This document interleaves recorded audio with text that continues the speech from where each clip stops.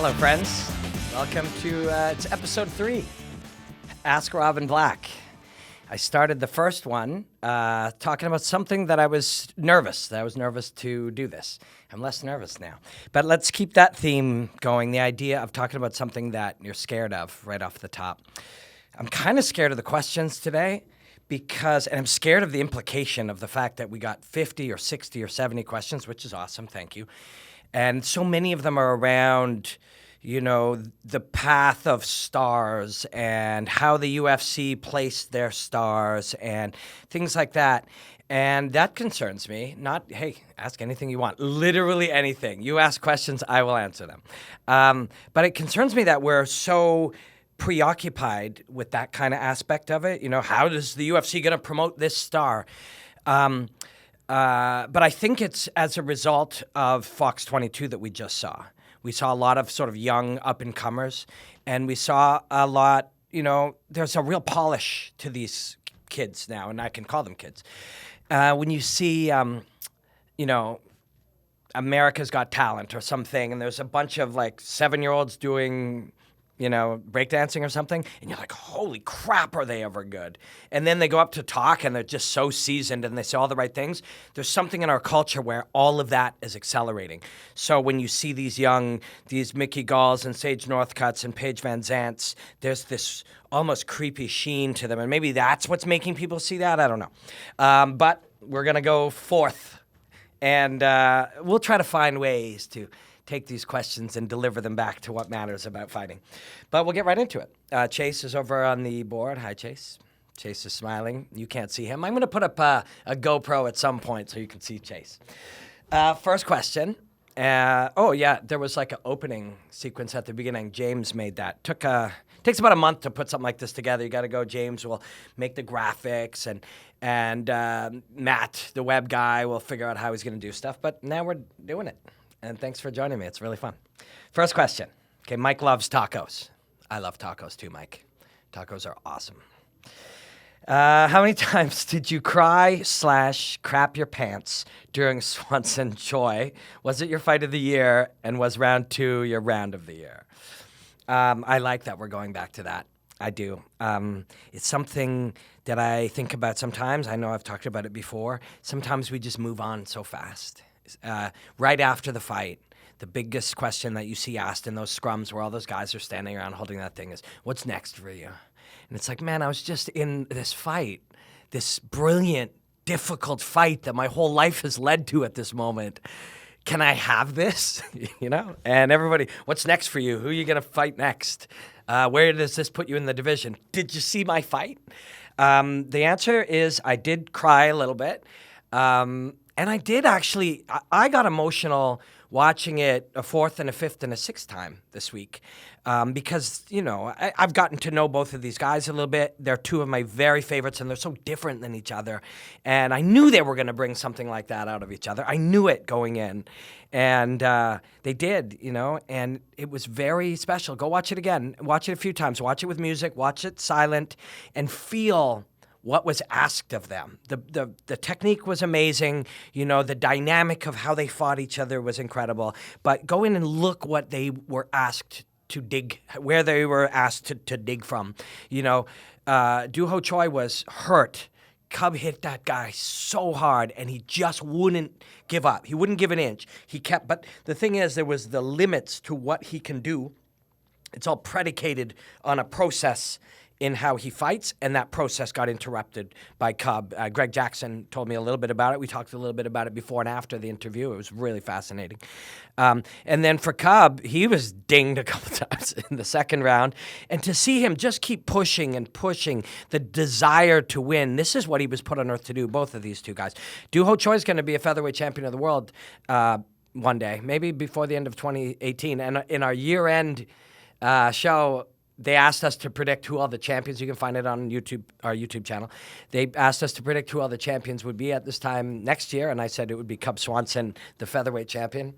A lot of things always have to happen for that to happen, but a fight like that, to get that out of himself, he'll grow even further. So I didn't crap my pants, but I was chewing on something. Like when I was watching the first time, I had my book of notes, and I was back in the backstage, Kelvin Gastelum, a couple of his coaches, some other coaches, and I literally was chewing on it. There's chew marks on my notebook.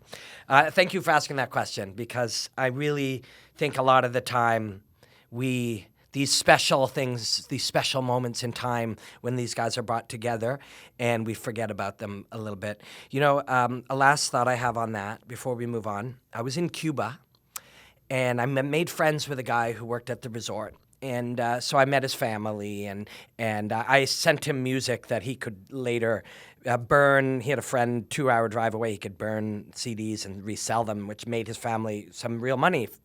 And so when I came back, he invited me down, and we sat down by the ocean, and we were drinking rum, and we were smoking these cigars. And we talked about smoking a cigar and how you've now decided to attach yourself to that hour and 15 minutes. And there's something about now, once you light it and you sit there, there's a meditative quality. You've chosen to sit now for that time we were talking.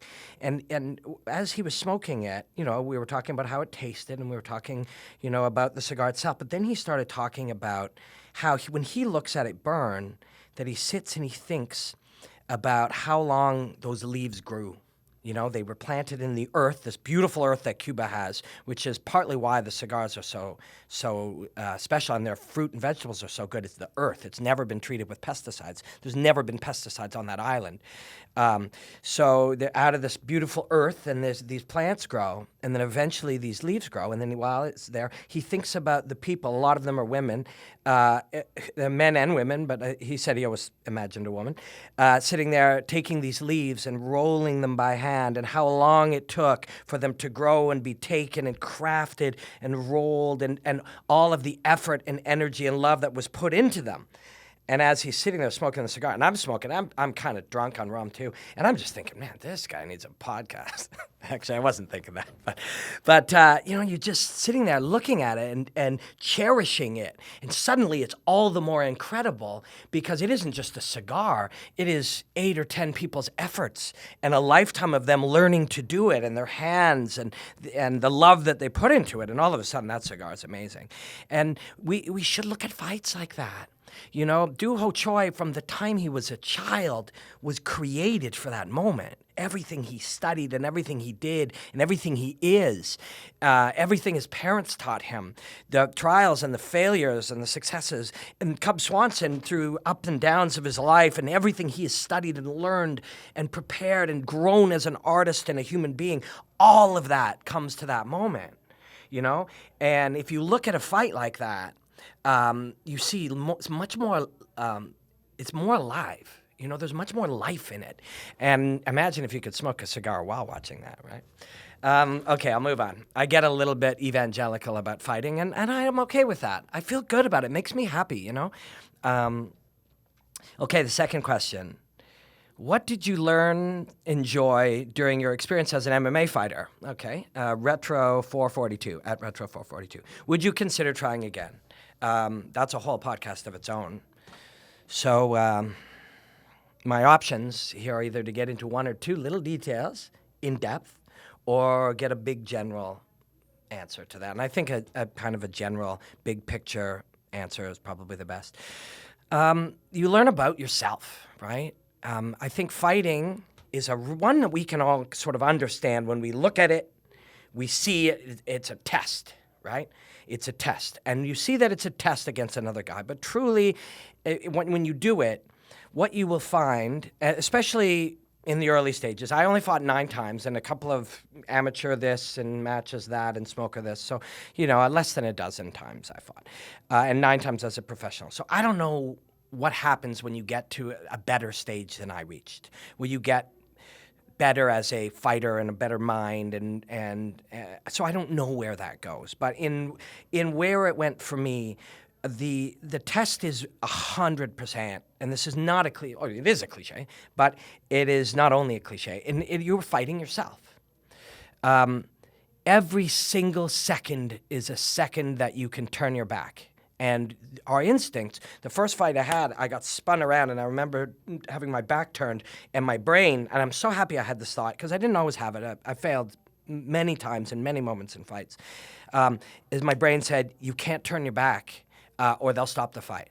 And I remember thinking that I had to move back towards it. And so there were good moments like that, moments where you learned that about yourself, that you understood those things. And then bad moments where you failed quite publicly. And there were a couple of times where mine was not like, well, you know, people say, oh, I just got caught, I was doing my thing, whatever. Nah, I failed, you know. And those are hard.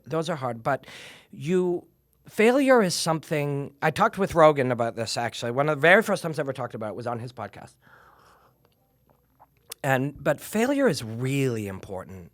You have to experience it because when you have failed to the degree that I did, where, you know, you're turtled up in a fight where I couldn't see and I don't know what had happened to my vision, but you still say to yourself, Uriah Faber fought with 2 broken hands. Well, you're not Uriah Faber. You failed. And then people are booing, and then I'm being taken out on a stretcher, and you're so embarrassed, and you're so, you know, the next day who you are is different.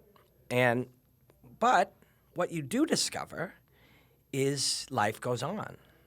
And that's the lesson that's there.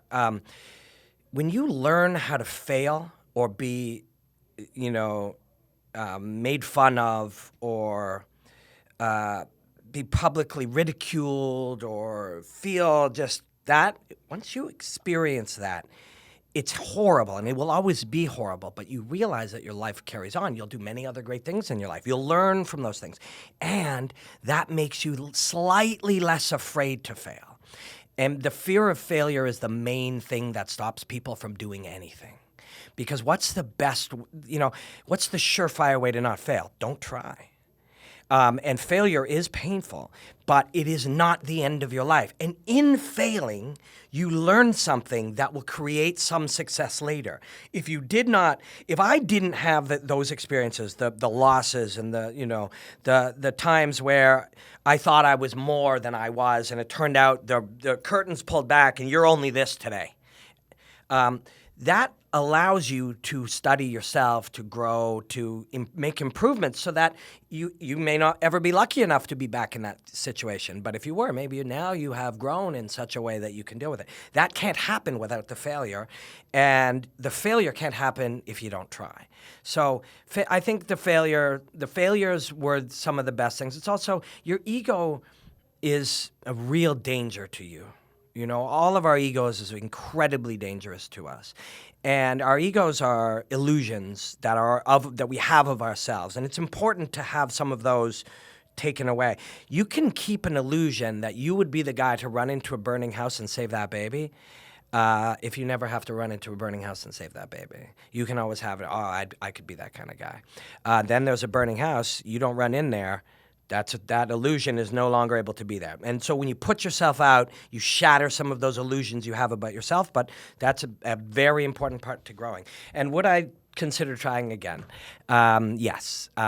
It's probably not going to happen, but I won 4 times and I lost 5 times in 9 fights, and 10 fights would be pretty cool. And I mean, whether I win or lose another one, to have about as many losses as wins, or maybe even an extra loss or 2, to me, that feels like a pretty good analyst's record. You know what I mean? You have to lose to understand fighting. You have to fail. You have to, you don't want to do any of these things. Trust me, it's incredibly painful, personally very emotionally painful. But you have to. Chuck Liddell, I don't think would be a very good MMA analyst. Sorry, Chuck. Because in Chuck Liddell's mind, he looks and goes, well, I don't know why this guy just doesn't go in there and hit him. Because Chuck Liddell was able to be special enough that he can't understand what it's like to be a normal human in a fight. I can. I'm a regular guy who tried my best. But I would love to do it one more time. It would definitely would have to be somebody 35 or older who's not as good as me. and like 140 pounds. And I mean, like somebody else with a losing record who's not all that good, probably won't happen. If it were to ever happen, it would be during a period where my wife has a contract where she's away for months at a time, because it's an incredibly selfish thing to live your entire life around a night 8 or 10 Saturdays from now. Every single choice in your life becomes single-minded.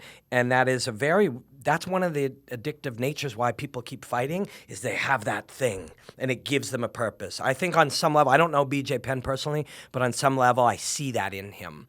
That when he has a purpose like that, his life makes more sense to him. I could be projecting that on him, and I probably am. We'll move on. Thank you for your question, though. It really, even with the failures and the setbacks, and that I really wasn't that good of a fighter, I had really good moments where I had to overcome things, and I did. And I understand it in a way. I understand the hard aspects of fighting. I see people analyze fights and who don't fight. Maybe they've sparred. It's not the same. If you can't, you have to personally understand the weight of the consequences and the people and the audience and the fact that you will forever be judged for the moments that you will put forth tonight. Now, you don't want that to exist when you fight, but it's real. It exists in the coming up, and it exists after, And if you don't have that, you can't. A lot of analysis is, and that goes for me, that goes for Dan, that goes for Jack, but a lot of this is what we think we see or what we believe is happening, but that is not what is necessarily happening. A lot of it is what's happening inside the mind of the fighter himself, and a lot of that can only be experienced by fighting. So I do what I truly love to do now, and I would never have been able to do that had I not fought. And I certainly wouldn't be as good as whatever amount of skill I have in doing it. I'm hoping to have way more in the future, but whatever I have, I couldn't have done it without those fights, and I couldn't have done it without those losses and wins. Okay, number 3, Sexy Panda. At Sexy Panda. Cheers to that. I don't know why we would cheers that. I guess pandas are pretty sexy. Would you feel? Oh yeah, okay. So this is interesting to me. I'll let we have a saying in television that came from Glenn McDonald, our producer. We'll let the audience be the judge of that. Would you fill the slot of Goldie in the commentary team, and is that something you would be open to? Okay, a couple things about this. Goldie is not going anywhere. I don't know where anybody got that. So if Dana says, I got this idea of a dream team, do you really think that he's publicly saying, I'm getting rid of this guy? Like Goldberg at some point saw him and he's like, don't worry, Mike, you're going to work with Brian Stan. I'm sure you work with Joe. It's just something we're playing around with. Like, people leap to these enormous conclusions when people say things. Dana said there was somebody out there he'd love to pair with Joe. That has barely anything to do with Mike having a job. It has to do with Mike not being with Joe sometime. So Mike's not going anywhere. So let's put a stop to that craziness. But to really understand why I can say that is, and I talked about this a little bit in episode 1, is whatever it is you do, there's a lot of things you have to learn about to really be able to do it. And one of them, if I want to, I do some work for the UFC in a variety of different pieces here and there. I work here for Fight Network. Fight Network is a small company that was growing to a medium-sized company. You have to understand how that thing works if you're going to work in it. And then when I was brought in to do some things for the UFC, and I'll be doing some things for them again, they're a big company that's changing. You have to understand how companies work. And so when I got brought in, Joe called Dana, who called Craig Borsari and said, bring him to Vegas, let's meet him. And I had a long meeting with them about different ways that I could add things, and I'm meeting with them again in January. And one of the things, this was awesome. So in the conversation, me and Dana are getting up and acting stuff out because the guy fucking loves fighting, okay? So they said, okay, we're going to get you doing some breakdowns for the website, and we'll try to find other places, be patient. And then Dana goes, I want to try him on commentary. And you're like, my heart's like this. like right away, like, because, I'm just invited there. I don't get to say, hey, by the way, that company you've been running for 20 years, like, try me. Like, I don't get to do that. Nobody gets to do that in any job, ever. And don't ever try doing that in a job. So he goes, yeah, and I want to try him on commentary. And I was just stoked.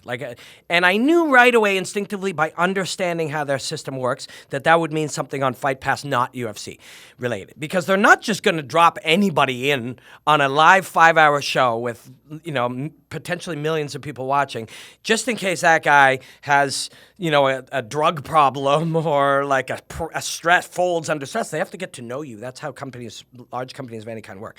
So then I went into Shooto Brazil. I talked about this on the first one, and I did a bunch of those. And so I did pretty well, which would lead you in potentially into the stream.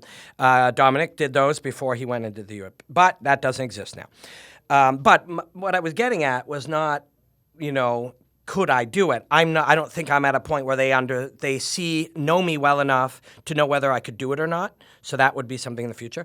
The point is that if you understand how this works, there are levels. So it's not like, hey, if Joe Rogan leaves, who's going to be his replacement? Brian Stan's going to be his replacement. That's how that works. They go up, Brian Stan would go. If Joe were to go off and do his fight companions and do comedy and do all the other things he loves doing, and one day he will, Brian goes. And then whoever is under Kenny, Dan, Dominick, whoever, they go there, and the bottom becomes available. If ever a spot is going to open up, whether whoever is going to go in there, it's like, hey, we got to show him Macau on Fight Pass, and you want to do it? That's how that goes. You don't go up here. And it's the same thing. Goldie, who was working with Brian just last night, in fact, if somebody were to be brought in, there would be a slight adjustment. So, in other words, there is no replacement other than if there's one person in particular that Dana would like, that guy's already being talked to. And then the other aspect is I'm not a play-by-play guy. I'm an analyst and color commentator. If somebody in some situation said, holy crap, we need you to do play-by-play, I would learn it, and it would be anyone can learn anything, and you can learn to do anything you want to do with enough work. But personally, I like doing an analysis. So I'm sorry I probably didn't answer that very well. But Goldie's not going anywhere. He'll be working with Brian and probably Joe as well. Number 4. Okay, do you get tired of fight hype? And do we really need bad blood or a Twitter beef to enjoy a fight? I think somebody's trolling me, because if you know me, you know that I'm not for that very much. Why? So I had a couple books out here last time, and maybe I'll try to recommend some books at different times when we're hanging out.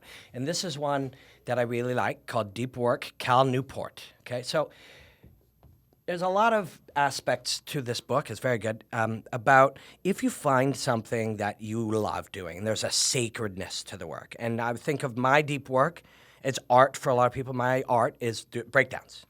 So I will immerse myself in that.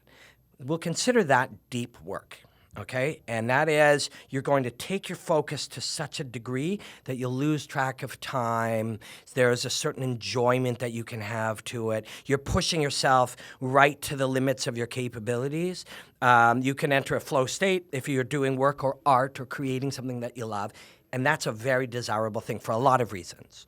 One, it's pleasant, and you are actualizing yourself. You're making something that really matters to you, and that makes you a happier person.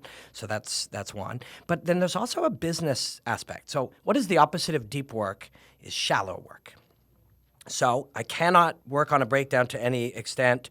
And it doesn't have to be work. There are people who play a video game that's a problem-solving video game where 6 hours fly by, and they're hyper-focused. So if you're one of those guys, or whatever that thing is for you, you can't be on Twitter.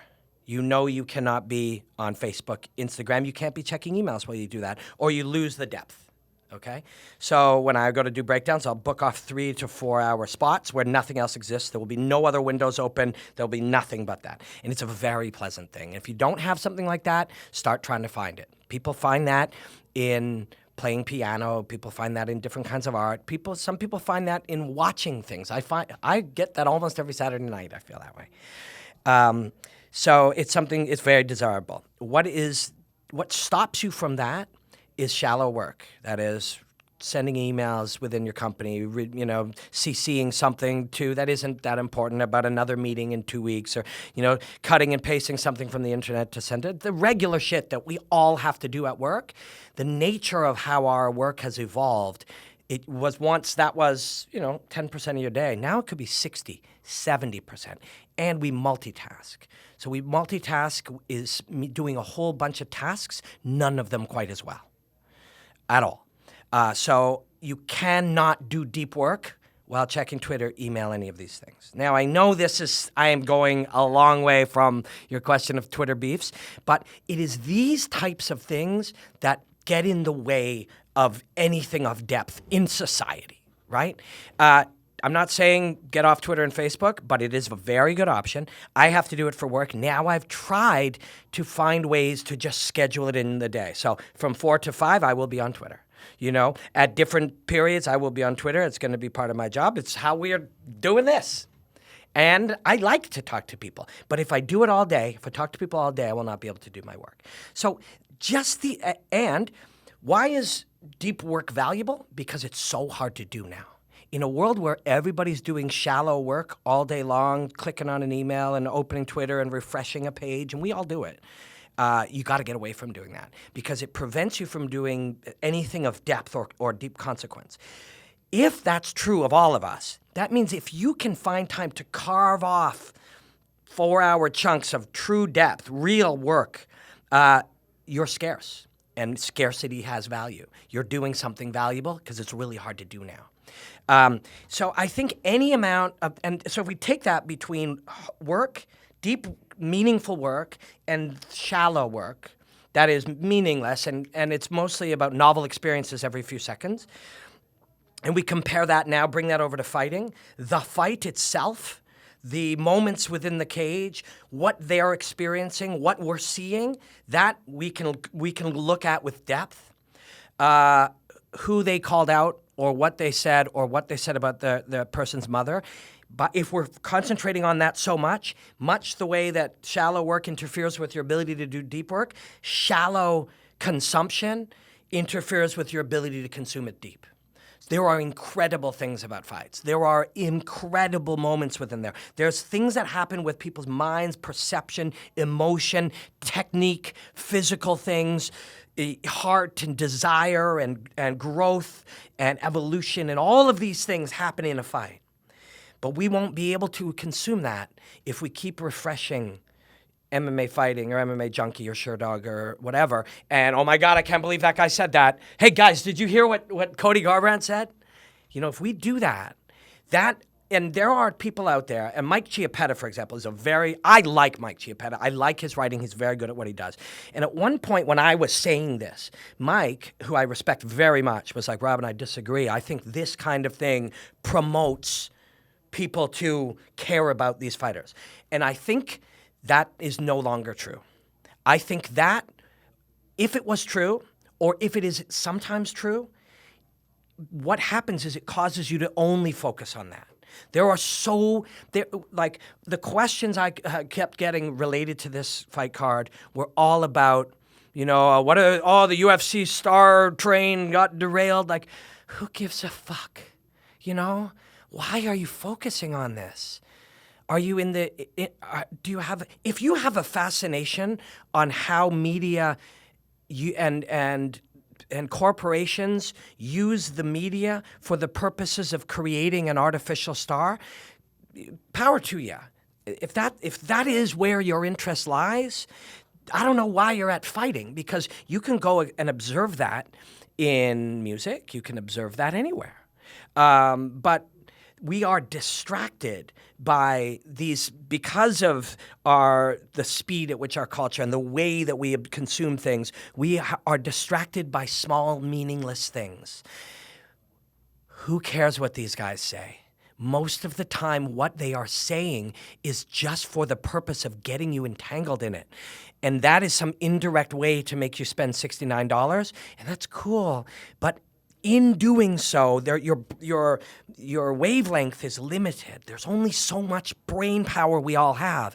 And whatever amount of chunk of it is used on these meaningless things is a chunk we cannot focus on something else. Whether that be, and you don't have to see fighting the way I see it. You don't have to. There's no, I mean, that's just my perspective. But I know there's something there if instead of go, oh my God, did you hear what he said after the fight? I'm telling you, man, Monday, go look around. They're all going to be quotes about what Mickey Gall said and about what Dan Hardy said in return and about what Paige said and about what Karate Hottie's daughter said. And then somebody will go, oh, and she got the rear naked choke and she went out. Or he landed a right hand and then he got they'll just say what happened and then we'll get to the important business of talking about what they said. And I just don't think it should be that. I don't think it needs to be that way. I think we got distracted. I think it's the low-hanging fruit for media. Most large quantities of people who love to report on things will go for the easy, low-hanging fruit. And this stuff, we're all responsible because if we click it, we've told them to do more of it. Anyways, I've digressed. I don't mean to be critical. I'm trying not to be so critical of things like that because we can do whatever we want. But sometimes, do you really want to eat Doritos or did the commercial tell you? And you were thinking you'd only have a few, but you ate the whole bag. You didn't want to eat the whole bag. You just did. That's something out there that has taken in a laboratory and figured out what will make you eat the rest of those Doritos. There's algorithms that take place to figure out what the bliss point is and so forth. Now you ate the whole fucking bag. And it's the same thing with media. Media is presented and gossip, what somebody said, the opinion of one person on the other that may or may not be based in reality is gossip. We learn it from the time we're young when we see our parents talking about other people, that some of whom they don't even know. Oh my God, look at her nose, it's white. We see it from the time we're young, and it is one of the most, used forms of communication in our culture. And if you'll notice it and you start to pick up on it and you clue in on that, then you start to notice, and then you try not to do it. And you should try, and I try not to do it, but I do it. We all do. We're all victims of it. But if you're aware of it at least, and you start thinking maybe there is something more than that, and that's the start. And we're imperfect right now. I'm probably gossiping right now in some indirect way that I don't mean to. But if you're aware of it, at least you can do something about it. While we're on that topic, does everyone realize from Out of Ya Element, does everyone realize how smart Dominick Cruz is at the fight game? All-time great, and has ability to talk circles around Cody. Now, this one is where talking and fighting meet. And there are places where they meet. Communication, language, cup, pen. These are all just words we gave things to create a language. Use of that language has combat purposes. Most of the time, it's not used that way, but sometimes it does. Dom is really fucking smart. Dom is really, really, really smart. He wasn't born smart. He's just seeking knowledge all the time. Nobody was born smart. We were all just babies. We couldn't do anything. And we learned things. We compiled knowledge and we gathered knowledge. Some of us stop after grade 12 or college or whatever, and others don't. They keep gaining knowledge, and Dom's one of those. And if you want to learn something, take something away by watching these guys, take that away. Go talk to Dominick Cruz 7 years ago and Dominick Cruz now and compare them. I didn't know Dom 7 years ago, but I can tell you, and he would tell you, that guy didn't know. He has built so much knowledge from that point based on the knowledge he had then, kept an open mind and changed and so forth. And now we're bringing somebody about the talking between he and Cody Garbrandt, I assume, on television. In some of these moments, guys like Dominick, people like Connor, even the Diaz brothers, there are people who do use this talk, this language, these symbols that we say as tools for fighting. And so they're universally saying, wow, what they say doesn't matter is not true. but it rarely matters. And just because occasionally a conversation will have something to do with combat between them, as in this case, doesn't mean we should hang on every word. So that's the trick. When I was saying get off Facebook, you might say, well, but, Facebook has value. It does, but that doesn't mean you should use it all day, every day. And does the words that fighters say sometimes mean something? Yes, but it doesn't mean we should obsess over them. So let's try to take this to somewhere that's where we can look into something. The confidence of Dominick and the confidence of Cody Garbrandt. When there are different types of confidence, and confidence is not either on or off. It's not binary. You don't either have it or you don't have it. It is a living, moving thing. And I just read a book called The Four Agreements. My friend Tracy Trudeau introduced me to it, and there's another one called The Fifth Agreement, which comes after it. And it has some of these concepts about language and how we communicate and what words do and don't do. It's brilliant. It's a brilliant book. And so in the Fifth Agreement, there is an idea about our own perspective. So bear with me here. If we walk together into a movie theater, let's say there are hundreds and hundreds of movie theaters all next to each other, and we walk into one, and we look, and there's a guy sitting down. He doesn't see us because he's so busy watching the movie. And in it is Cody Garbrandt. And Cody Garbrandt is big and powerful, and everything he does is great, and he's confident, and he's seeing this movie and this path of just laying out Dominick Cruz, and he trains harder than anybody else, and he is, and when he's looking at that movie, he's watching it, it's his movie, and he's like, yeah, this is it. This is reality. If Cody Garbrandt then gets out of that movie theater and he goes into the next movie theater, and there's a woman sitting there. It's his mother, or let's just use, or his father. Let's say it's his father sitting there, and he looks on the screen, and his father looks different, and he looks different. He's like he's a little boy, and he needs to be taken care of, and all of these different things. He's like, that's not me. And he realizes he's seeing the world through his father's eyes. His father is different. And he's like, that's not my dad. But that's how his dad sees himself. And he walks into Dominick Cruz's movie. And Dominick Cruz is sitting there. And in Dom's movie, Dom is hardworking, striving, and he sees himself in there. And he's this skinny little kid who has no real, ability, has never really done much. He's a serious threat, one to be taken seriously, but he's weaker and smaller. And he's like, that's not me. And in Dom's movie, Dom is faster. And each of these movie theaters is your perspective. And if he walks into my movie theater, I see him the way that I see him, as this incredible young talent. Maybe I watch the way his feet move, and I contextualize it against Dominick Cruz, and I see that it's going to be tricky for him to get Dominick. And he's like, that movie's wrong. But each of these movies is how we see things. There's a universe in your head. There's a universe in your head. Chase's movie is very different than mine. In Chase's movie, I'm a goofy, dorky guy with a crazy shirt on who talks really fast about weird fight stuff. And in my movie, I'm wearing a tuxedo and I've got a dry martini. We all are seeing stuff. But the truth, and here's the ultimate thing, that the truth doesn't matter what you see. The truth is the truth regardless of what you see. Gravity doesn't care if you believe in gravity, but if I do this, gravity is there. It doesn't care if I believe in it, and the truth doesn't care either. So the truth is the truth.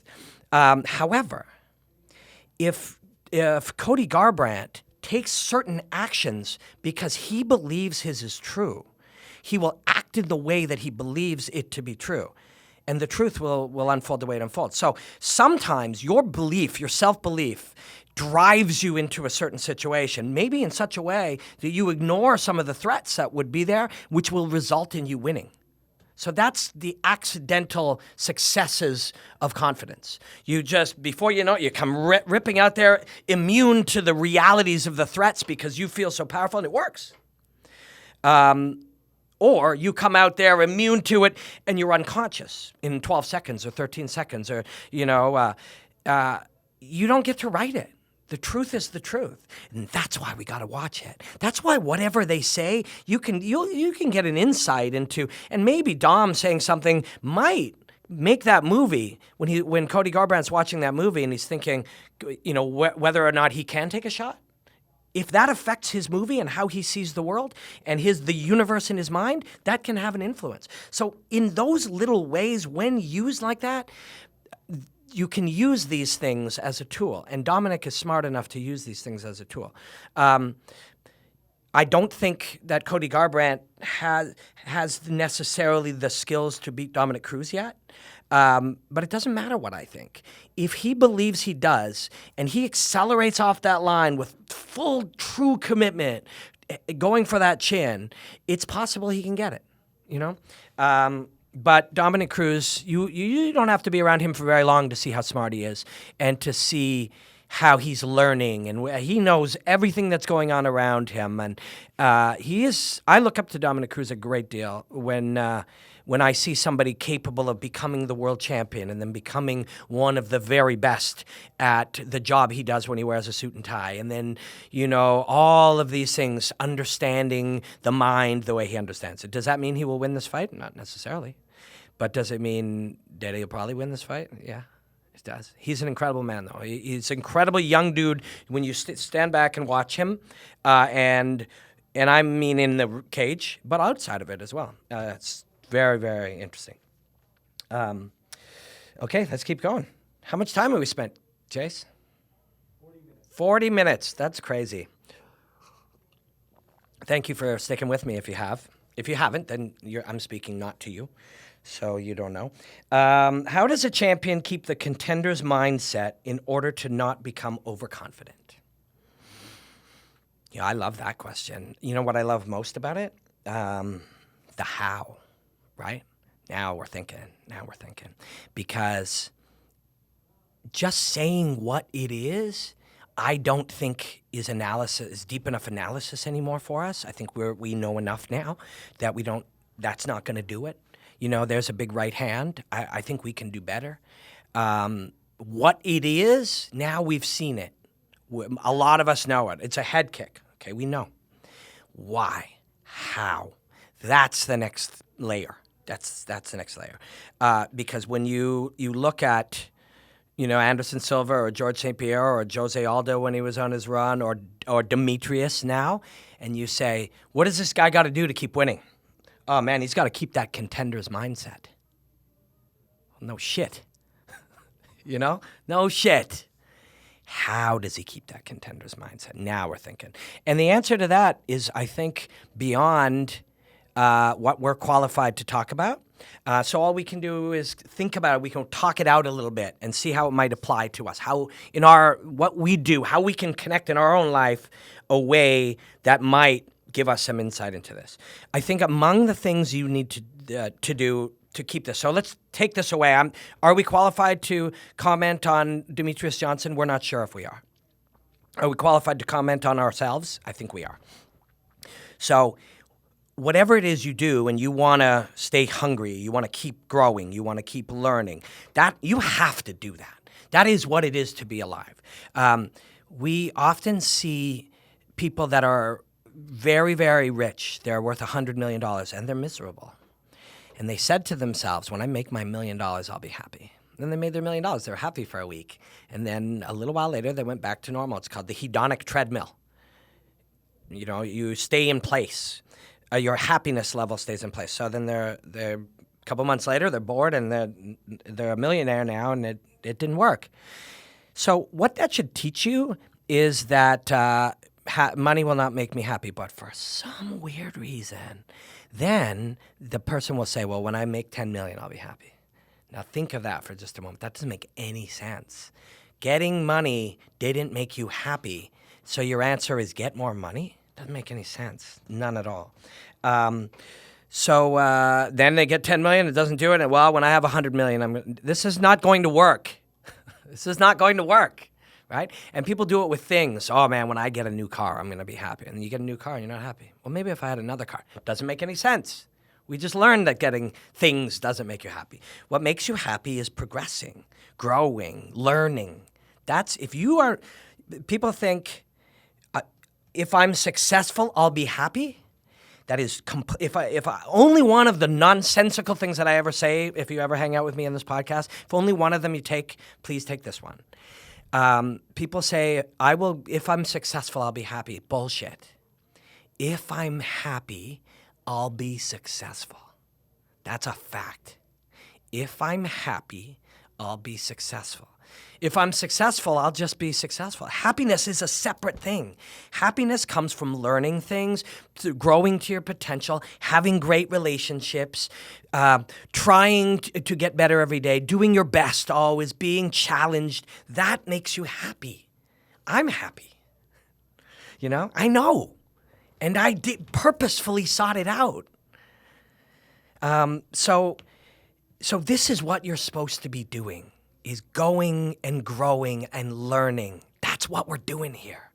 So how do we do that? If we figure out how we do that, logically that can be applied to Demetrius Johnson and how he keeps doing that.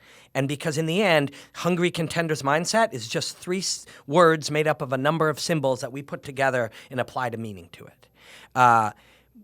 What does it really mean? It means continuing to grow, continuing to seek mastery, continuing to push beyond that.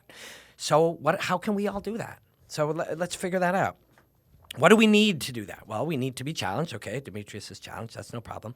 We need mentors. We need mentors for sure. So he has Matt and others. And then we need the truth, as much of the truth as we can get. So personally, I think it's really important to have a few people around you that you trust. Matt is a genius. Matt Hume, Demetrius is Johnson. Demetrius is coach. Demetrius is Johnson. That's a really bad movie. It's like a porn, and he's just playing video games. It's not. I don't even know where I'm going with this. This whole train of thought thing, which is how this podcast I think works, it can really betray you in moments like this. Demetrius is Johnson. Sorry. So Matt is someone he trusts and, of course, brilliant.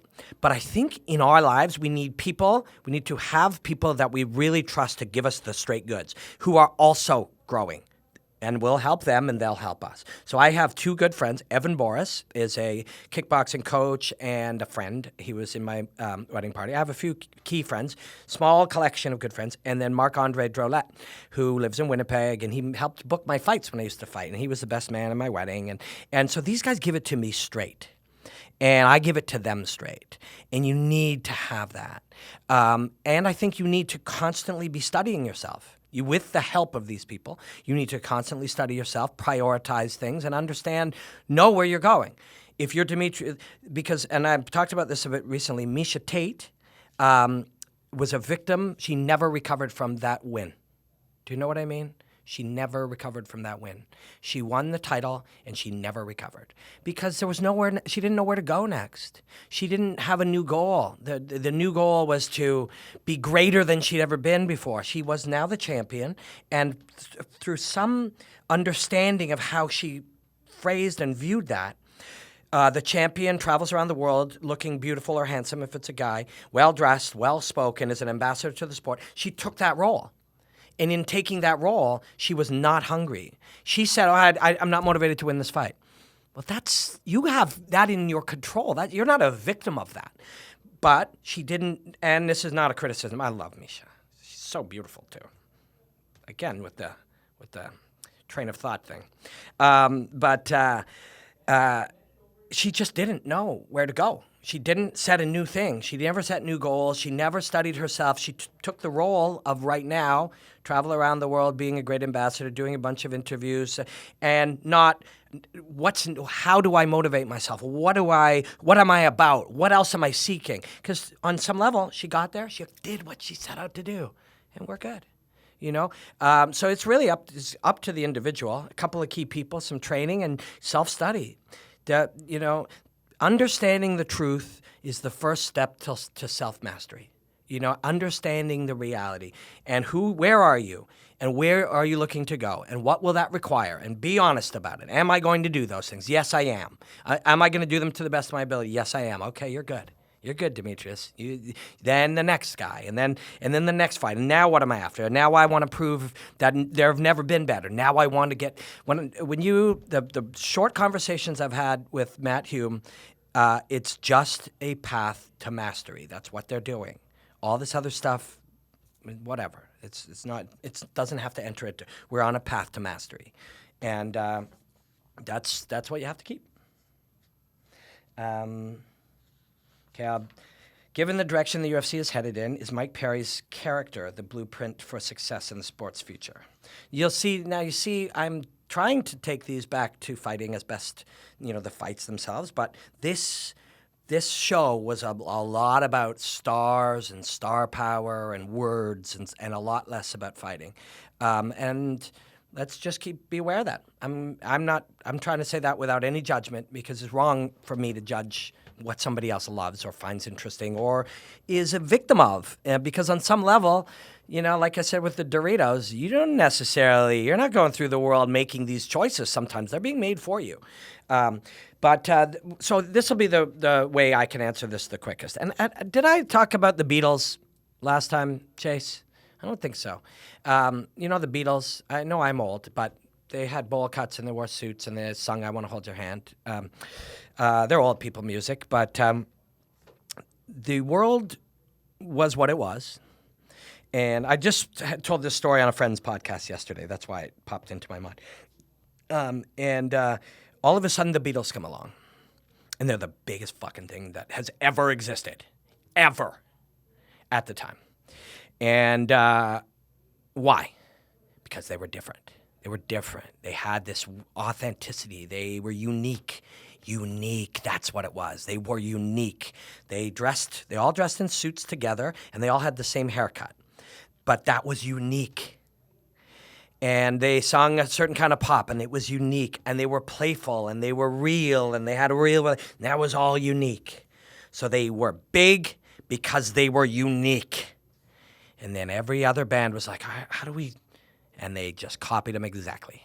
If you look for the next 5 years, every band was wearing the same suit and the same helmet bowl cut, which were goofy, by the way. How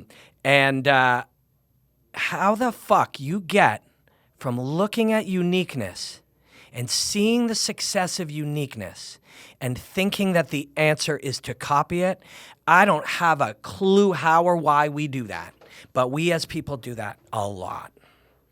And it makes some sense.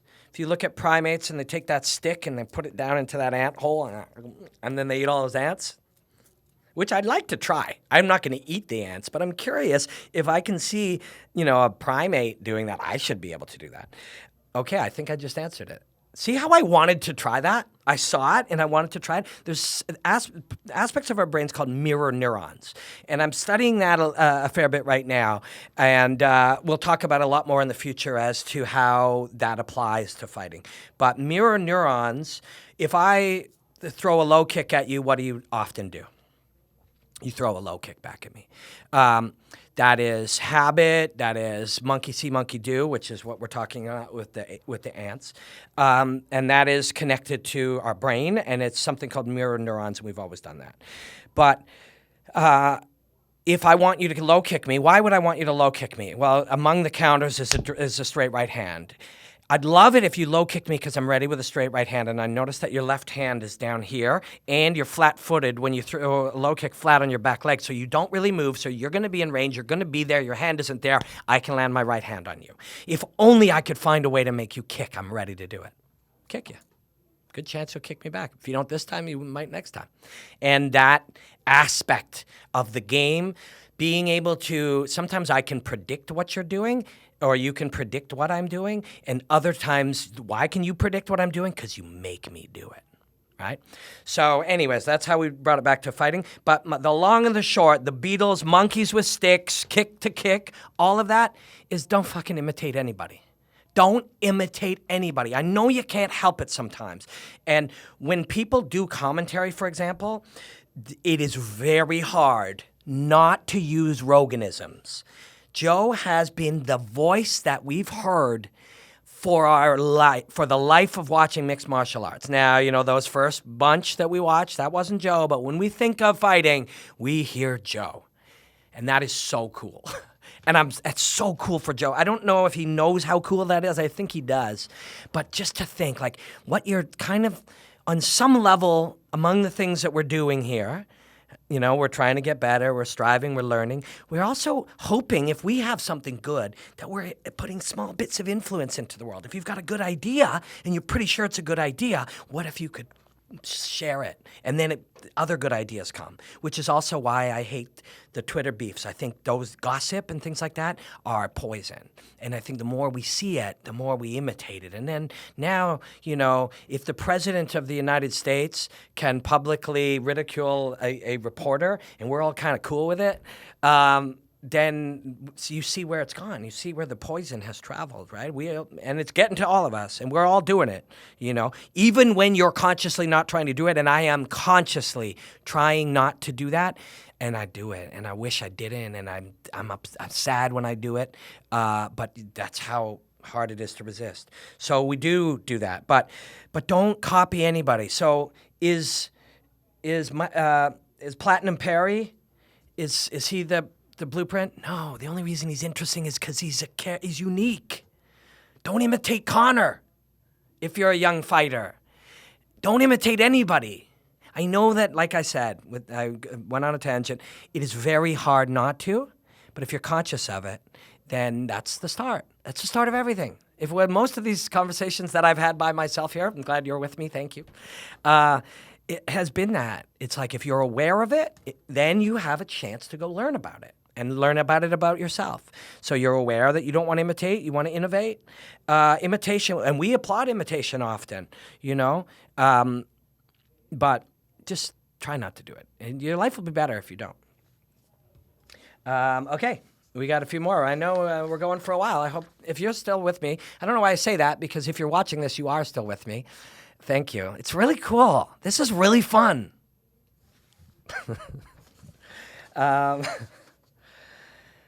Sundays. We're trying to do this on Sundays, but I think Chase and I are going to maybe do the 31st. No promises. I haven't 100% confirmed with Chase. He has a life, you know.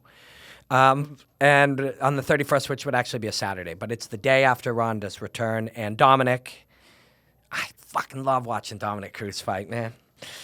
I met Dominick Cruz a couple times. I was down at Fox meeting with people down there about maybe contributing something one day, and I was super quiet, which I never am, but I was like, I kind of felt like, you know, when I go into somebody else's gym, you know, I'm quiet. It's their gym, man. Like, I'm a guest here.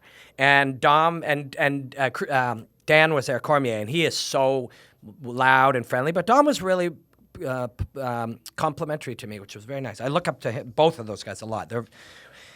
I've done this longer than they have, and you see how good they are. And I know how hard it is to get that good, and those guys are fucking hard workers, man. Okay, so these can go together. 8A and 8B, but I'm sure we've added other questions that I've just hurled in. So my buddy Klonsky MMA, David Klonsky, Dr. David Klonsky is he and I have been flirting with this idea of writing. We've decided to write a book together about the psychology of fighting. When we started the path a year and a half or more ago, we had these ideas of what we were going to do, and I'm glad we didn't do them because we know way more than we knew then. And that is a bit of a trick. And we have done a couple of podcasts together, he and I. And on some level, every time I think about it, the idea of podcasting and using that to flush out the ideas that then become the book might be the way to do it. But we'll see. Time is an issue. Dude's a psychology professor, and he has a kid. And I don't know. I'm here all day, every day. So he said, your best guess based on available data. How good is Mickey Gall? And somebody, Forka Son, said, what do you think Mickey Gall needs to be a top 10 fighter? Okay. The best available data so far, and obviously, dude's a psych professor. He phrased that perfectly because, you know, you go ask somebody who works, you know, in fighting, how good is Mickey Gall? And they'll tell you. And that's all just in their head. As is most things people tell you. It's all what's going on in our own heads. But we've got data. Or data. Which way? Data? Data? I like data. It sounds better. You should just use words however you want, as long as people understand them. I really, really mean that. You don't have to You don't have to parrot things. So, how good is Mickey Gall? Okay, well, so he beat 3 guys who'd never fought anybody or never beat anybody. So that is fairly meaningless for anybody who has ever had a white belt come into the gym and you're like, man, it's crazy. But if you think of what fighting is, again, I'm in a tangent here, jiu-jitsu in particular, if I do this to you, you do this. Okay, so that's what you do. Okay, so let's do something with that. Let's make that wrong. And then I do something else to you, and you do this. Okay, cool. Then I'll do that. You've reverse engineered it based on the reactions of people. When I push you, you give me your back. If you give me your back, I'll put my legs there. If I put my legs there, you don't know what to do. Put my arm there. It's normal. So until somebody knows what to do, it's very easy to beat them. He beat a couple of white belts. A guy who was 39 who trained hard and wanted to do it, but you can't learn to fight in that time. Not on any level. I know. Because I've trained, I started training old too, and I trained full time just like that. So that didn't show us much. And then this fight, he landed a punch off of sort of if somebody's got underhooks on you and you overhook both of them, you're going to squeeze their arms in. So if I'm under you like this, and then somebody will apply pressure here, which really surprisingly hurts the shoulder. And from that, with a sort of a half of that, he jerked out and threw an overhand right. That's, I think, the only strike he landed in the whole fight. His striking looked fine.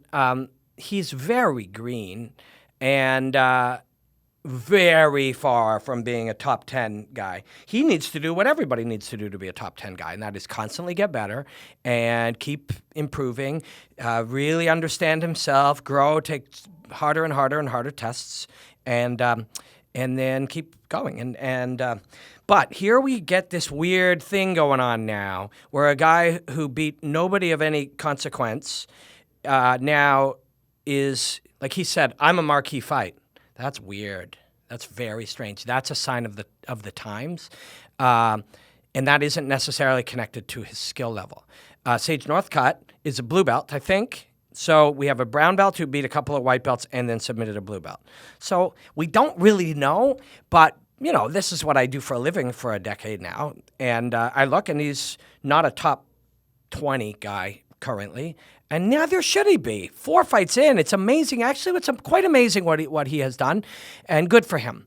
And parts of me is like that same thing. If you were here at the beginning, where I was saying, you see these kids come out and they do hip hop or whatever, and you're like, wow, are they ever good? And they say all the right stuff. He's got some of that, and that's weird. It seems weird to old people like me. Of an ancient generation. It just seems very strange that these young, how to do all that stuff. It's so normal. So kids have seen from the time they were little kids how to do TV. So he's good at that, and he's kind of handsome. He's kind of got like a Disney hero kind of look. But yeah, he's not all that good yet. But cool for him that he gets to do that. The scary part is, I'm sure, I don't know, it's Sunday today. You could be watching this on Monday or Tuesday or in a Thursday in March. That's how the internet works. If you are, cool, hey.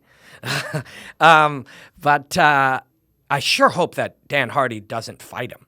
That is crazy. But again, if he's in his movie theater and he's watching the movie of his life, he's so good. And that's where it gets dangerous. This guy should not be in there with Dan Hardy. Absolutely not. Nobody with one win over one guy who's kind of had it inflated, been brought along, who has never, one win over a guy who has any wins, should never be in there with Dan Hardy. Like, that shouldn't even be made. That's crazy. And I'm talking about Dan, what he was capable of. Since then, by him spending, this is not a coincidence. Daniel Cormier, UFC champion. Michael Bisping, UFC champion. Tyron Woodley, UFC champion. Dominick Cruz, UFC champion. All 4 of those guys have spent the last 3 or 4 years analyzing fighting. Is that a coincidence? It's not a fucking coincidence. You get so much better at it. This third-person perspective makes you so, you understand it on a level. There's no way that guy should be in there. Dan Hardy is lifetimes better than that guy. He is crazy. But in that movie of his life, he's seeing him and he has big muscles and he is smooth and just incredibly talented. And if there's people around him going, oh, Mickey, man, you kill that guy, you're doing a real disservice to this guy. He does not have an understanding of what Dan does and can do. And this is not meant to be critical. And I really hope it isn't coming out that way. I mean, I guess it is critical, but it isn't intended to be hurtful or rude. It is not. It is just my movie. I'm watching it. And I'm sitting there. And I've dedicated my adult lifetime to analyzing this stuff. And when I see those two, and I know what growth Dan Hardy has had, I see how even just analyzing his thought process, this young man is not on that level. But when you get tangled up and we layer in this idea of how using words in between fights elevates your status and your position as a combat celebrity, that thing is not connected to skill. That is not. It is not connected. The illusion, you being a marquee fighter, you being on Fox, when it is a part of your charm and your looks and how well-spoken you are and the fact that you beat up a pro wrestler and you were on a TV show, none of that has anything to do with fighting ability. Like Dave said, with the best available data, I saw a guy who cannot strike with Dan Hardy of 5 years ago at all, and presumably would start to panic when he started getting pieced up because he's never had that experience. So please don't let that fight happen. And I hope this doesn't getting in Dan's way, because Dan might seriously be looking at that going, "Oh, you're kidding! Oh man!" Like, he wants a fight to come back into fighting. What would be better than a guy with four fights who's only beaten one guy who was a pretty developing level fighter? Oh, man, that's got to be tantalizing for Mr. Hardy. So I don't know by the time you're watching this where that goes, but if I was a commission, I am not sanctioning that fight. And again, please don't get me wrong. I want nothing but for the best for this guy. And if he can win a few more fights, he will improve each time. But it's a weird thing, man. This show that we just saw is the first one where this happens. You know, in music, the best singers and the best musicians did not become the biggest stars. They just didn't. Britney Spears is a star. And her voice is fine.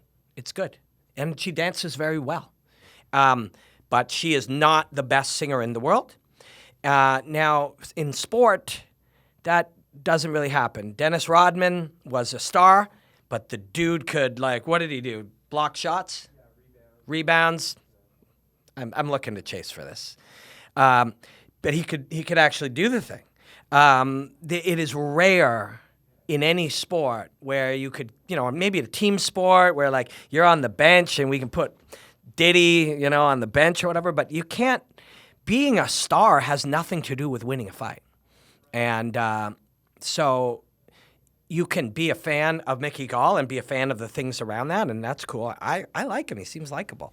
But that doesn't have anything to do with the ability to fight. He is a young, developing fighter, and that is where he should be, and I hope that's where he will be. And if Dan wants to fight him, I'm not going to get in Dan's way. Dan's a good dude, and he's a friend, and I like him very much.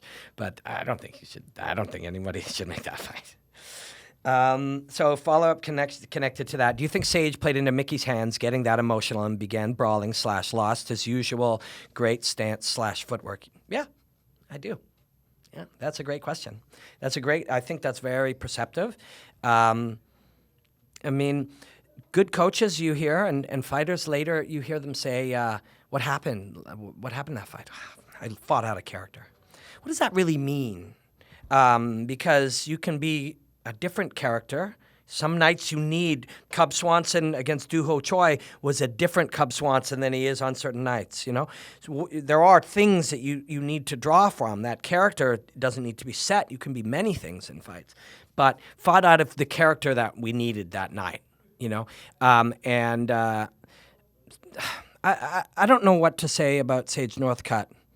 I don't know what to say about him. I met him and God, he's such a sweet dude. Like you can see he's happy, but it seems strange. I feel something creepy there with the way that he's sheltered. He's like a man, but he's sheltered and he's been kind of developed, and I watched his father cornering him in a gym, and I feel like there's something that isn't kind of happening that would be good for him. I don't know. It's not my place to really say. I'll give it some more thought before I really kind of say what I think, but he seems like a really sweet dude. And when you watch what he is physically gifted and capable of doing, I don't think he's quite sure of who he is, and I think that is as a result of being led to be a certain thing. But we'll see. We'll think about that in the future. Okay, a couple more. Thanks for hanging in with me. Who were your mentors in life? Ask Robin Black. Mentors are really important. And I mentioned this on the first episode. I reached out to Matt Hume and asked him, because recently I've kind of felt maybe I don't have a mentor. And I know that I'm not going to be in a position right now to have one good mentor. People's lives are very busy. There's the odd person that comes to me and asks me for advice and, that type of related thing, which I take as a very big compliment. And I try to help, but I know how busy I am. I know I can't always get back to them. There's a couple of people I like and hope that do well and will do well in the future. But I know how busy I am. I can't help them. So I know that, anybody I'm going to look to is going to be the same. I asked Joe Rogan for some mentorship. He's helped me in different ways. Brian Stan has been very kind and helped me. I called John Anik when I was doing some work, and I asked him for some advice. So little bits like that. Chael's been very, very helpful to me. So there's little bits like that. But currently, I don't really have a mentor, and I know I'm not probably likely to be fortunate enough in the short term to have one.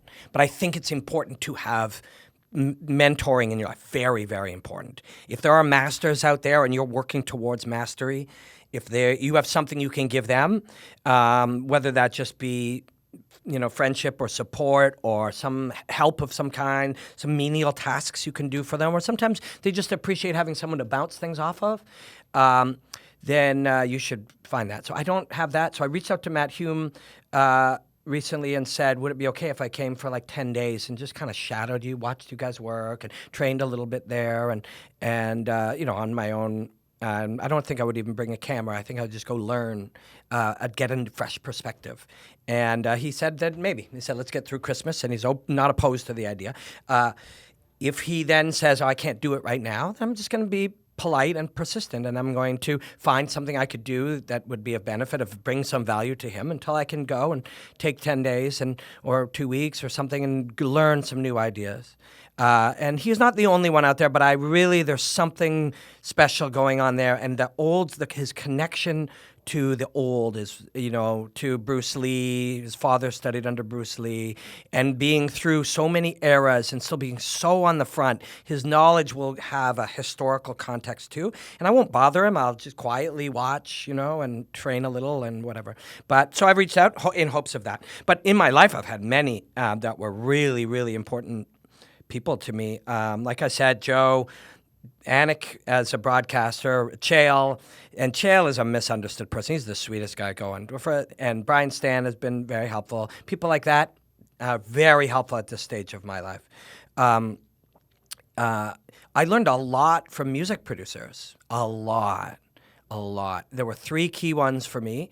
A guy named Mo Berg, who he's in a band called The Pursuit of Happiness.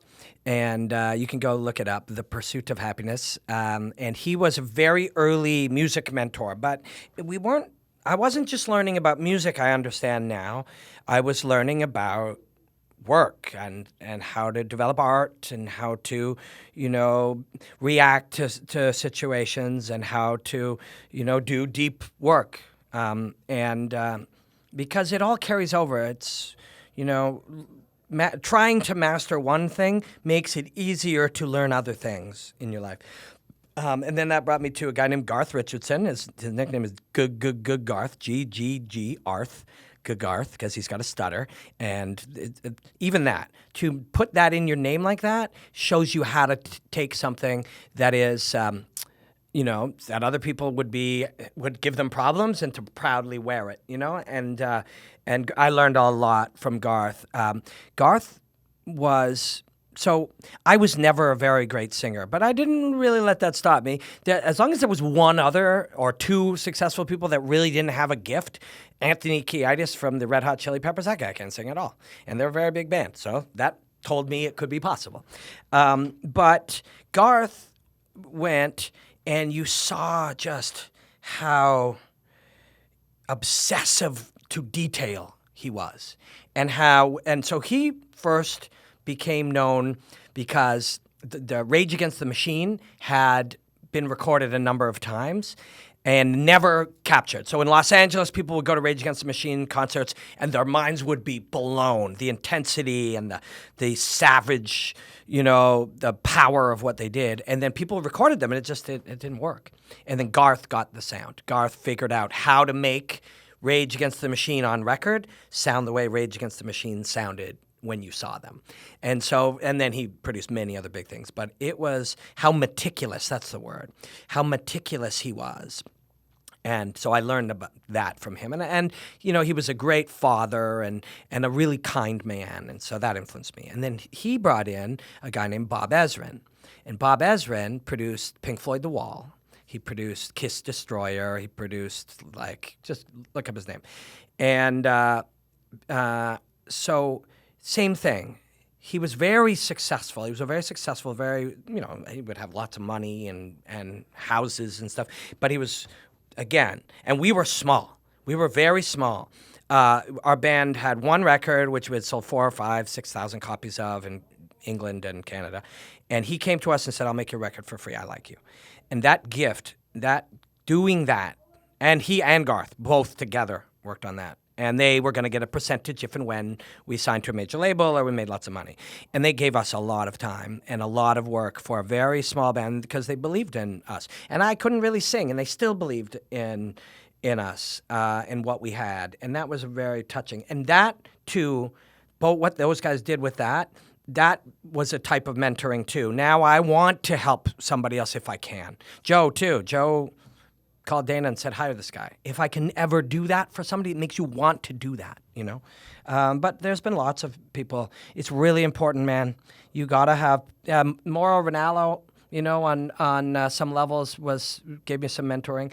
And when I started, Ramdeen, who's now a partner, he gave me some mentoring in the beginning too. Michael Chavello, I worked a few shows with him. He gave me a lot of very good advice. It's really important. It's really important. If you're looking for mastery, you look to the masters, Okay, Pecking Claw. This is my buddy Pecker. And Pecker was a fighter, and he was a Team Tompkins guy out of London. He's a good dude. How do you fit that much handsome in those suits? I know why he's asking me that, because I told him my story about my suit. So I've got two really cool suits, really nice, really, really nice, that are David August's custom-made suits. So I told you that Joe called Dana. Dana talked to Craig Borsari and said, bring that guy down here. We want to meet with him. And we want to bring him on. And they talked to me about doing breakdowns for them and doing starting in some amounts of commentary or whatever. I'm meeting with them again in January. Hopefully, we're going to figure out how I can contribute in bigger ways. But we'll see. You can control what you can control, and that is go in there and let them see how much you've grown and how sturdy and stable you are after this much time of contributing in small ways, and you hope that you can do more. But so we have this great conversation, and they're like, start by doing some breakdowns for, Fight Pass and our .com, and we'll figure out other ways as you keep growing to use you. And plus, I work here, so that has to, we find out how to make that balance. And there are things I can contribute from here that we build at Fight Network and do for them. So, and that's the ideal. That way I get to, live in Toronto with my friends here as we build this thing and build something for the UFC from here. So that's the thing. Anyways, so the conversation goes really great. They said, we love to bring you on and et cetera, et cetera. And then Dana goes, by the way, we're going to set you up with a couple of suits, custom suits. I'm like, cool, I've always wanted a custom suit. So I said, thank you. And when you see like Cody Garbrandt and Dominick Cruz on there, they're probably wearing David August suits too. And I'm telling you, these things are crazy nice. So the story that I'm trying to get to as I meander all over the place is they set it up via email where I'm in touch with somebody. And my guy there is named James, and he's like, you're a suit guy. And he's very cool. We're friends now. And so they sent two guys. I was in Vegas working, I think it was for the McGregor-Aldo fight. And they sent two guys to my hotel room. And they come over. And these two dudes are impeccably dressed. I mean, like $1 million. $1,000 haircuts and $1 million suits. And they come in, and they're looking spiff-tastic. And they come in and they meet me, and then they say, okay, well, we're going to take some measurements. I'm talking like 50, 80 measurements, and there's like laser levels, like a level with like a laser in it, and they're like taking angles. One guy's taking it, dictating to the other guy who's like putting it all in. They videotaped me walking. Like, it was crazy. So then they go and they make custom suits, and inside, like my custom thing, is I've got skulls and crossbones inside, and they're nice, I'm telling you. So then they work on that. I don't know how many people work on it. It's like that cigar I was talking about. And when you think about like how much effort was put into it, you're so grateful. So then James flies up to Toronto and then fits me. So now this is 3 people I've dealt with directly, plus whoever made that all by hand. Then he comes in and fits me, and then he stayed in Toronto for 2 days to like custom the last few bits. And they are spectacular. Now, and I mean, the shirt like fits you. Oh, you feel so great in these. And I have never had a lot of money, but I've always had enough. Like I've never, to me, money is not super important. So, I can always pay my bills on time and take my wife on a trip sometimes. And to me, I'm rich. I am rich. And I would have never like thought about, you see these people that are millionaires and you think, how money doesn't make you happy. We went over that. Things don't make you happy. We went over that. But now you see the difference of the things that they get. Now, the sad thing is, if you ever got to a point that 3 people made you a suit and it was so beautiful and so nice and it did nothing for you. Do you know what I mean? That's that treadmill. Like if every suit you had, everything was custom made by people, you'd be like, yeah, can you hurry it up? You know what I mean? That would be sad to me, that you would ever get to a point that these things that are these special little things, that they would become normal. And I would really hate that. That would be sad. If, if you've ever been in first class, that one time where somehow you got upgraded by mistake or like you knew someone. Somebody did that once for me because they watched stuff that I did on TV. It was so nice. And I thought about it. I'm like, what if you did this all the time? Would this become your normal now? And that's a weird thought. You hope not. You hope people still appreciate these nice things. But if you're trying to be made happy with nice things, it's never going to work. But those suits are nice. And David August, go on the website and check it out. Like, they are hot. And he makes a lot. I think they were saying when Conor wins his fights, he usually orders like 40 or 50 of them. So it's a coincidence sometimes you'll hear Conor say, oh, they're all dressing like me. Well, they all get custom suits from the same place because it's badass. That's where you get your custom suits. So that's how I fit that much handsome in those suits, Pecker. Okay, so we don't have too many questions left. Thanks for hanging with me. And in the feedback that you're sending me, it's really valuable. It's really helpful. People encouraged me to still go off on my tangents. Maybe I've gone too far on them today. Oh, sorry. Somebody also said, please don't slurp into the mic. Did I do that on purpose? I don't know. It's hard. I don't know why. There's something about this cup or sitting this way. I don't know. Sorry. Does the UFC put their young stars in the spotlight too fast instead of letting them develop? So this is what I was talking about. This is what people are fixated on. And with that question, I see Ronda / Nunes and Holly / Randami as the UFC's long game for the Ronda-Holly rematch and another double belt fight. Gamble? ? Thoughts? ? And also with that, quick question. Why do you think Nunes is getting no love from the UFC? She is the champ, not Rousey. Do you see how all those connect? Are they putting these stars in the spotlight? You know, do you think they're trying to get Holly and Ronda rematching for this belts? I'm telling you. And then why are they promoting Ronda? So the last one, Ronda's a big fucking superstar, okay? Big television superstar that transcends the thing. So why are they promoting her? Because that's the most bang for their buck. So that's separate from fighting. I'm saying it without any judgment, with just removing myself back from it, going, why are they doing that? The answer doesn't have anything to do with fights or belts or champs. The answer has to do with if you are going to, let's say, ask Robin Black, let's say 10,000 people watch it. And then another show, Ask This Inanimate Pen on Fight Network on our YouTube channel gets 500 views. Where would Fight Network be better spent buying YouTube ads? This one. Because I am more interesting than this inanimate pen, I hope.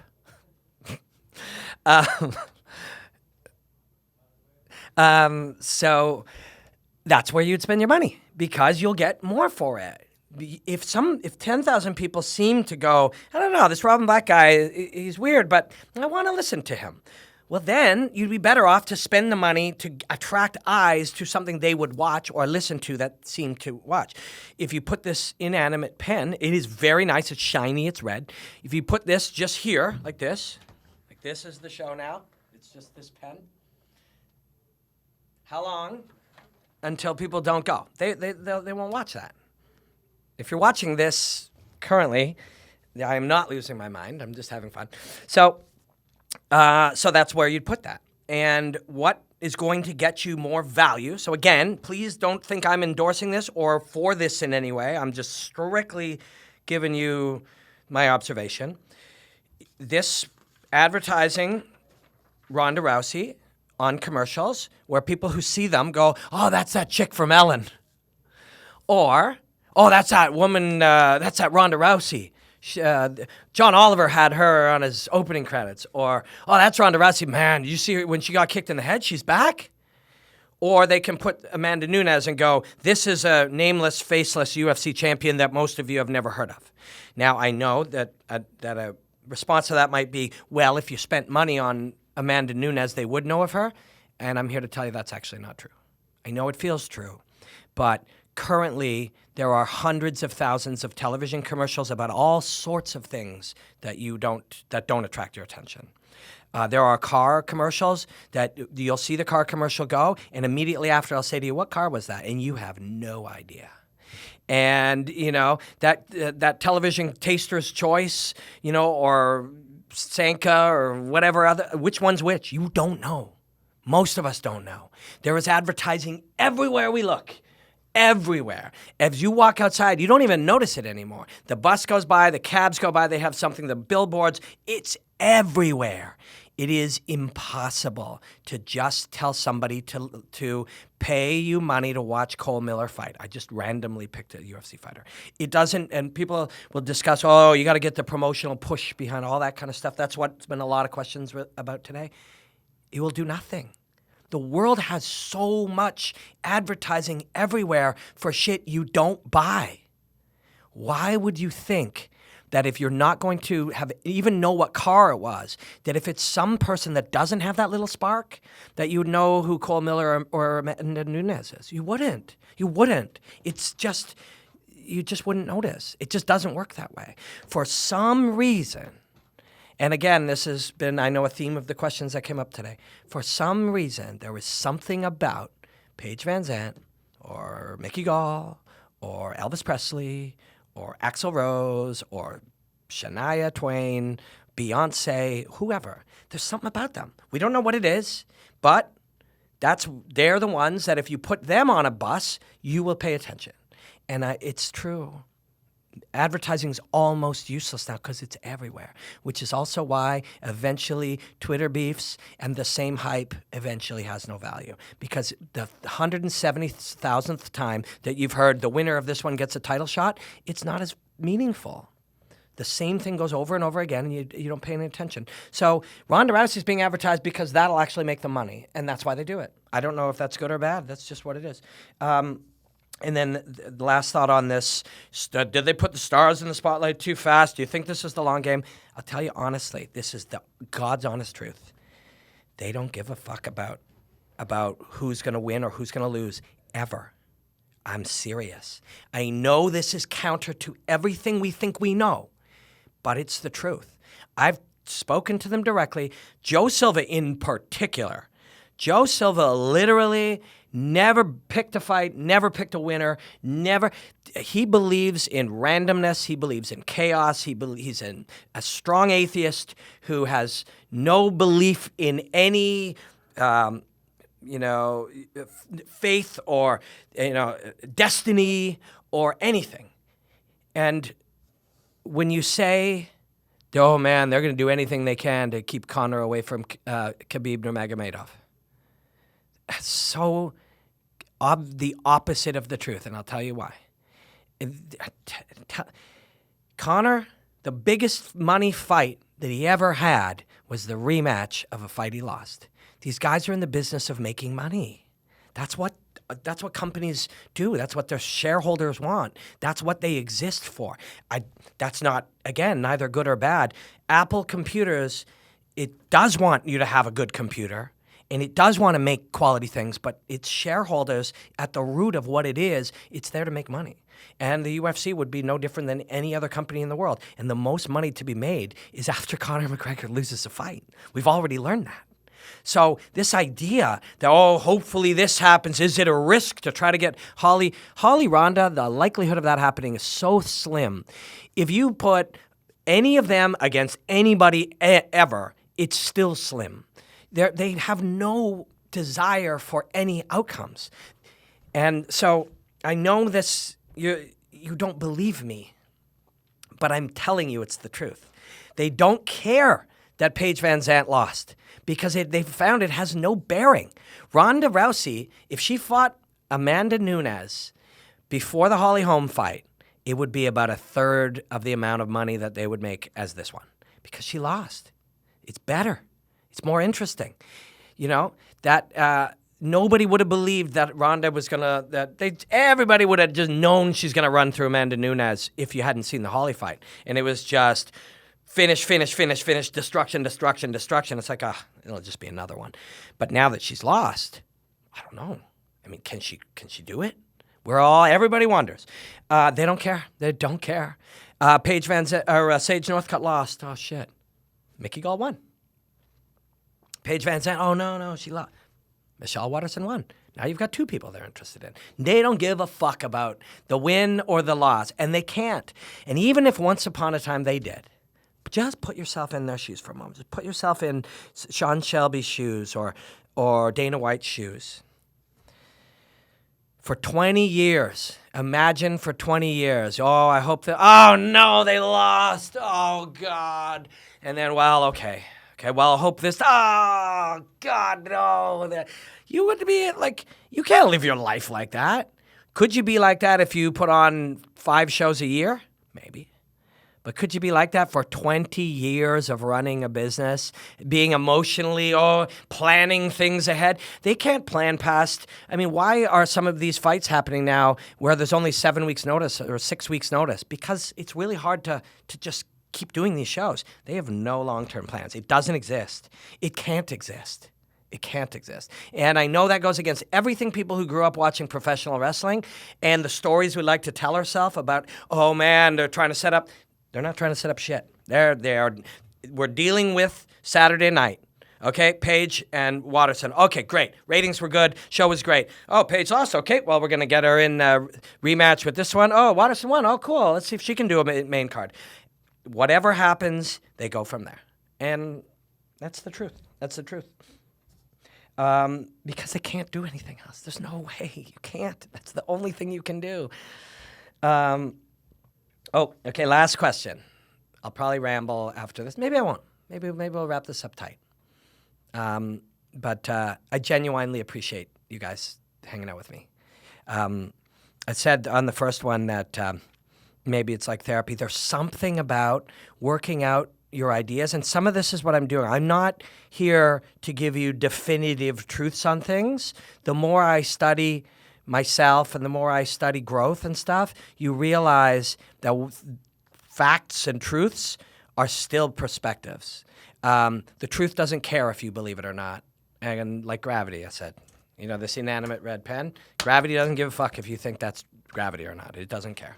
And neither does the truth. But conversation to me is much more interesting.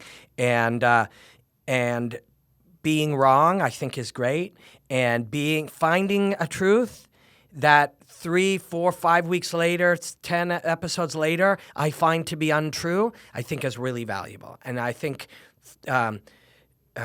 changing perspective, thinking you know something, but with more information, learning something new, that's so powerful. That's what we need to do. We gather more information, and it turned out that, we thought this fighter was doing this for this reason. Now we know them and say, oh, actually, I never even thought of that. You're wrong. Good. You learned you were wrong. Take it. Learn something from it. Build on it. There are certain myths and mistruths that we're treating as if they're real, and we're building on those mistruths. And we need to dig in there and find them and get rid of them and find that we are wrong.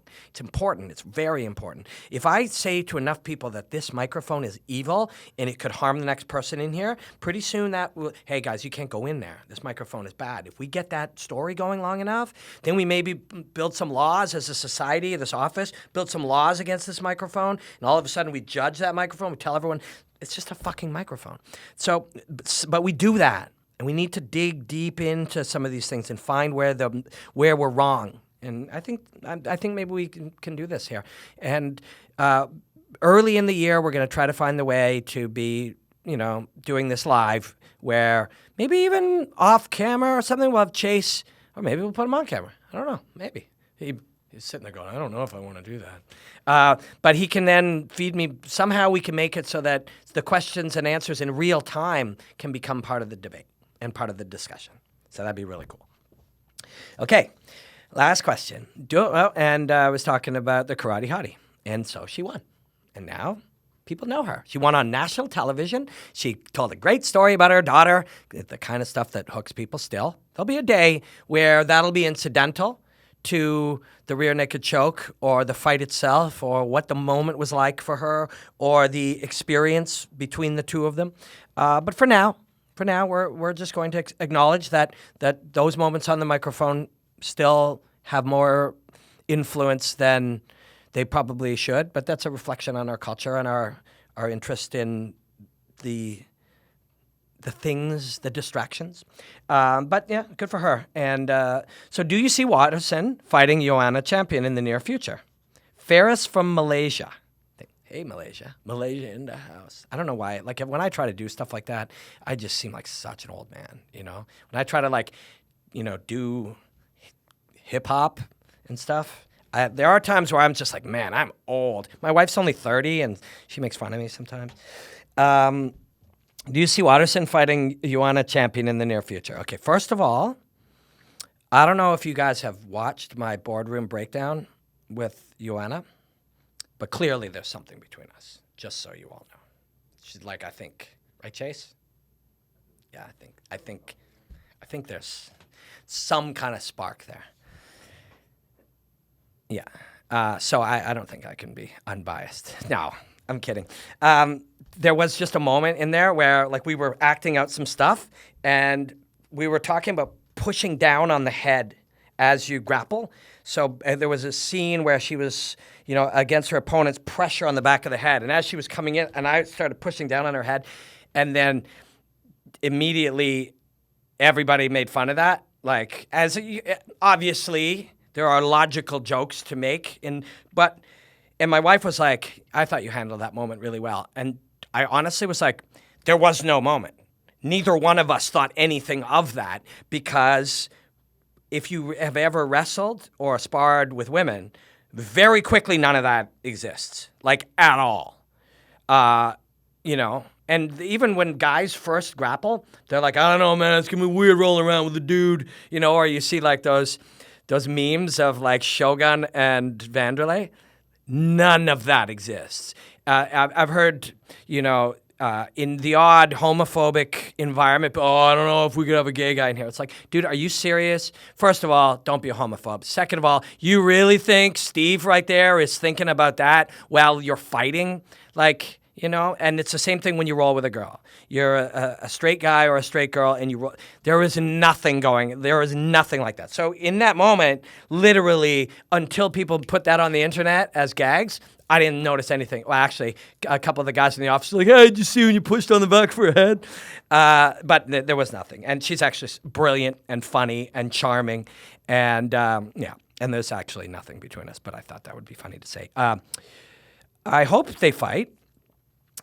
Joanna is like a beast. And, that's, again, now, beast. She's a beast. Where did that come from? That probably came from Joe. I'm going to try not to slurp.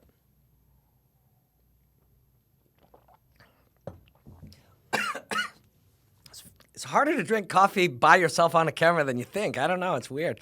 The beast probably came from Joe, undoubtedly. It may have come from some other boxing thing or something, but she's something special, like as a fighter, as a mind, and if you get into range where she can get her hands on Michelle Waterson, that'll be a rough night for Waterson. But that whole playing on the outside with that sidekick, she talked to Brian. I listened to that one with sound on, and Uriah. I didn't say anything about Uriah. What an awesome career that guy's had. What a cool. You can look up to Uriah Faber, man. But working that sidekick from out there, that doesn't work against any top 20 fighter in, say, the men's welterweight division. But against a young fighter, that's a really good idea. Something that she's sort of not super familiar. It doesn't happen a lot. That was a really cool idea. That might be a good way to kind of try to keep Joanna out there, but she is just a savage. Again, that one's absolutely a Roganism. Savage. Joanna's going to be really hard to beat, but somebody's got to fight her, and I think Waterson would be a good candidate for that. Last thing, and now that I remembered Uriah Faber, I'd like to, we should all thank that guy for the fights that he gave us and what he did for the lighter weight divisions. He was the very first fight I ever watched, him and Mike Brown with my wife, and that was really cool. And he was always and still is, one of my heroes. So that's really cool that Uriah had such a great career, and he's still young and successful and handsome and rich, and good for him, man. Good for him. All right, I guess that's it. Please, feedback is very valuable. It's been very valuable, and I really appreciate it. If you only saw episode 1 and today 3, there is an episode 2 that we did on Tuesday. Chase and I just whipped one together because Ramdeen and Pollock were out. Please check it out and share it. And thank you so much.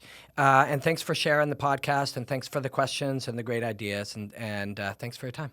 Yeah, Blackout.